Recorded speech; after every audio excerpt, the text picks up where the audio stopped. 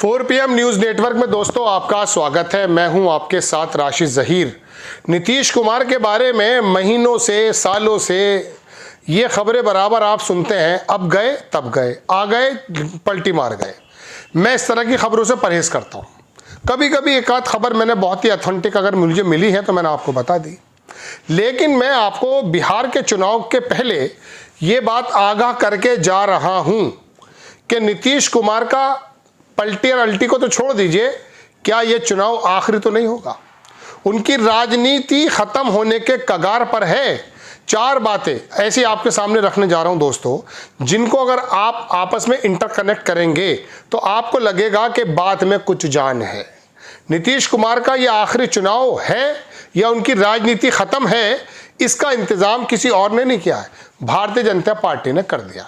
किस प्रकार से कर दिया है देखिए। सबसे पहली बात तो यह है, जनता दल यूनाइटेड, इसके जो बड़े कद्दावर नेता हैं वो भारतीय जनता पार्टी की बोली कैसे बोलने लगे हैं, पहले मैं आपको 1-2 एपिसोड में बता चुका हूं। लल्लन सिंह ने लोकसभा में जिस प्रकार से वक्फ बोर्ड पर भारतीय जनता पार्टी के खेमे में आकर के बिल्कुल ऐसा ही महसूस कराया कि वो उन्हीं के बंदे हैं। संजय झा महाकुंभ में डुबकी लगा रहे हैं।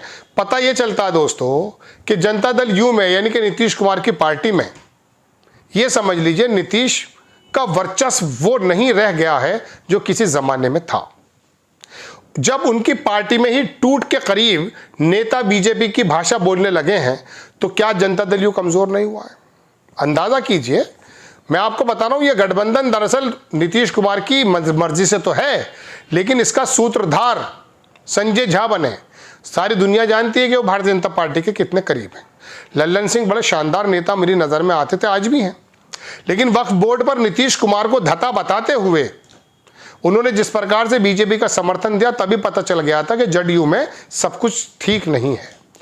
अब बात पहली हो गई ये। दूसरी बात मैं आपको दोस्तों बताता हूं चिराग पासवान की। चिराग पासवान जिस प्रकार से पहले थोड़े से रीजन के नेता हैं, इसमें कोई दो राय नहीं कि रामविलास पासवान के समय से ही एक अच्छा एक जाति का वर्ग उनके साथ है, लेकिन 100 सीटों से ज्यादा लड़ गए और नीतीश कुमार की जो सीटें थी उनको आधे से कम कर गए। नीतीश कुमार के लिए चिराग पासवान फिर दोबारा वही काम कर सकते हैं भारतीय जनता पार्टी के इशारे पर। तीसरा नाम नया पैदा होता है जनाबे मन प्रशांत किशोर का। प्रशांत किशोर किस तरफ से पोषित हो रहे हैं, कौन से लोग कौन से नेता उनको पोषित कर रहे हैं, ये तो हम आधिकारिक रूप से नहीं कह सकते, लेकिन लोगों की चर्चा यह है कि प्रशांत किशोर शायद केंद्र में की तरफ से संचालित हैं। प्रशांत किशोर किस प्रकार से नीतीश कुमार के वोट बैंक पर सेंध लगा रहे हैं, ये भी इस चुनाव में पता चल जाएगा। और चौथी बात दोस्तों यह है कि नीतीश कुमार का खुद का गिरता हुआ स्वास्थ्य, कोई कहता है उन्हें मेंटेशिया कोई करके बीमारी है दिमागी, उसकी वजह से वो भूल जाते हैं। तो पता ये चल रहा है कि नीतीश कुमार जो इतना कद्दावर नेता थे या हैं, बिहार में उनके बिना कोई भी उम्मीदें कि कोई पार्टी लगा नहीं पाती है। उनका महिला वोट बैंक, उनका कुर्मी वोट बैंक, उनका पिछड़ा वोट बैंक, ये तमाम उनसे छिटकता जा रहा है। अब वो अगर छिटकेगा तो 2 तरफ जाएगा, या तो भाजपा में जाएगा या फिर लालू प्रसाद की तरफ जाएगा। अब लालू प्रसाद के तरफ जाने में कितने चांसेस हैं? अति पिछड़ा वोट कांग्रेस की वजह से, लालू प्रसाद के लड़के की वजह से हो सकता है वो तेजस्वी यादव के गुट में चला जाए। दूसरी बात मैं आपको बता दूं, जो एंटी इनकम्बेंसी वाला वोट है, जो भाजपा से थोड़ा सा नाराज रहता है लेकिन नीतीश कुमार की वजह से जाता है, वो हो सकता है कांग्रेस पे चला जाए।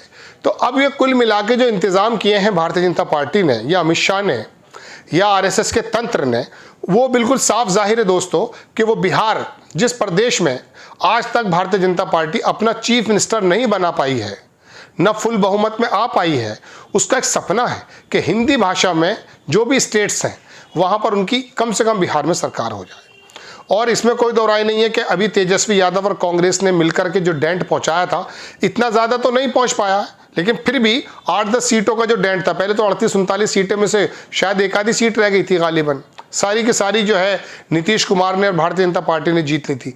इस बार वो 28, 30 या 32 के करीब है, 5-10 सीटों का उनका नुकसान है। तो ऐसे समय में उनका भी एक बड़ा अच्छा मतलब जंग हो सकता है।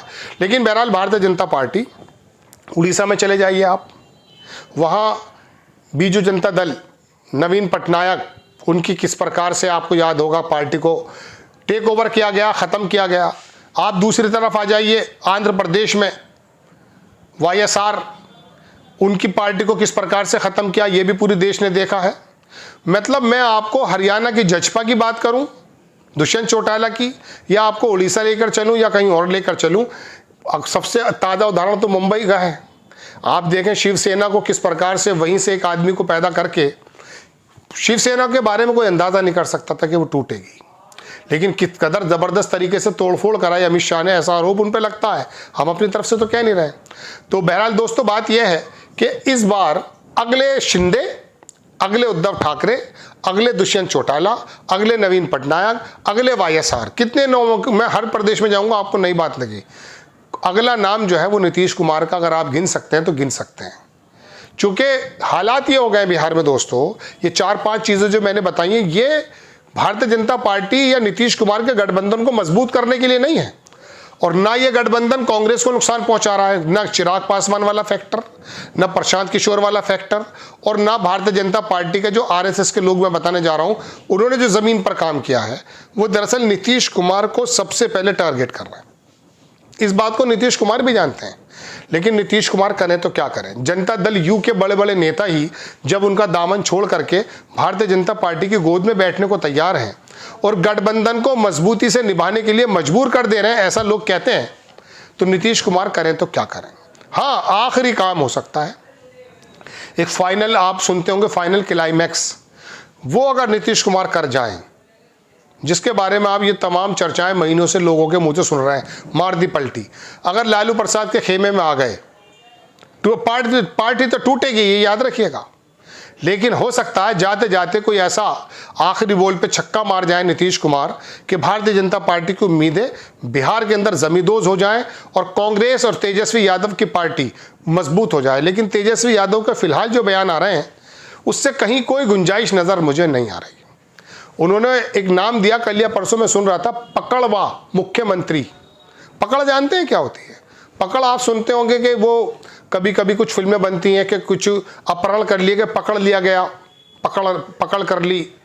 हालांकि शादी में दूल्हे को भी पकड़ बोलते हैं, लेकिन वहाँ उस भाषा में उनका कहना यह है कि ये एबडक्टी यानी कि यरगमाली, यानी कि उनको अगवा किया गया है भारतीय जनता पार्टी के माध्यम से, इस टाइप के चीफ मिनिस्टर हैं। अब इस तरह के कटाक्ष, अंदाज़ा ये होता है कि शायद संभव है कि अब इन दोनों में ज़्यादा ना हो, लेकिन अपनी राजनीति को अगर बचाना है, भारतीय जनता पार्टी के निशानों से अगर बचना है, तो दोस्तों ये काम तो नीतीश कुमार को करना पड़ेगा, वरना नीतीश कुमार की राजनीति भी ख़त्म, उनकी पार्टी भी ख़त्म।